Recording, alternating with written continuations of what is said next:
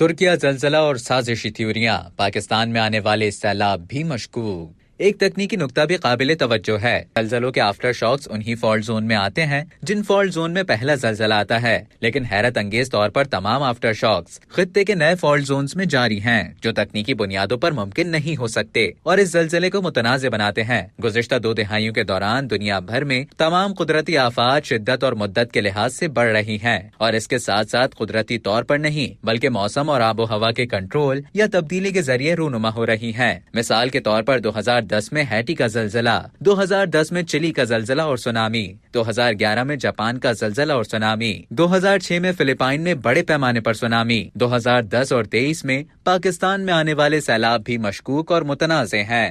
اب تک کے لیے اتنا ہی۔ مزید خبروں اور نیوز اپڈیٹس کے لیے ڈیلی جنگ کے YouTube چینل کو سبسکرائب کریں اور فیس بک کے پیج کو لائک کرنا نہ بھولیں۔